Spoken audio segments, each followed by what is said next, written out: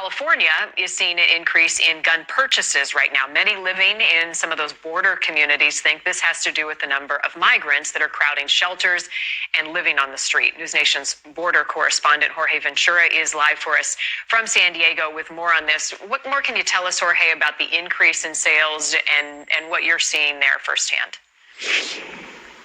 Yeah, it's kind of some shocking news here. So we've been speaking with gun store owners here in San Diego and the border towns here on the California border, and they say that many of their customers are now buying guns for the very first time, and they're putting the reason on the increase of not only illegal crossings here in San Diego, but the fact that so many migrants are being street released into the community every single day. We spoke to a local gun store owner in El Cajon who says his gun store sales have spiked in recent months due to the border crisis. He says his customers have a huge concern when it comes to national security now.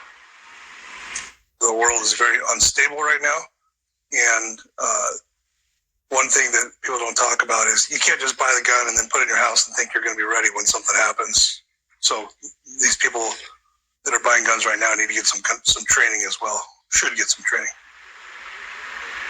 Now, here's some data shared by Safe Home Reports. They have an estimated that 1.4 million guns were sold monthly in the U.S. That's from January to May 2023. Here's a breakdown of those gun sales of each border state, including here in the Golden State, where gun store owners are saying they're seeing that huge spike in those gun sales in border towns like here in San Diego and in Campo and in Jacumba Hot Springs, Marnie.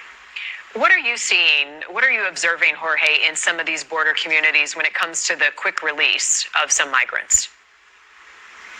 Yeah, so here the San Diego sector is particularly unique because not only are they having this huge spike of illegal crossings, but they're getting migrants from literally all over the world. So here, migrants are actually being street released literally within 72 hours after crossing illegally. And that's one of the reasons why local officials and residents say not only are they concerned because they don't know if these migrants are being properly vetted, they don't know about their backgrounds or where they're going next. We spoke to Mayor of El Cajon, Bill Wells, who says his constituents say this is their number one issue this year.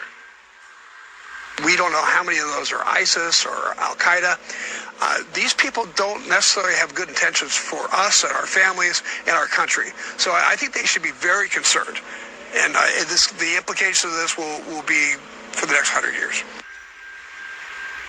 And Marnie, when I'm reporting in South Texas, the majority of migrants that are usually street released are coming from Central America countries or from Venezuela. But here in San Diego, it's literally all over the world. And that's what residents say is their number one concern and why we're seeing that huge sales in guns here in San Diego. Yeah, people looking to defend themselves, keep their families safe.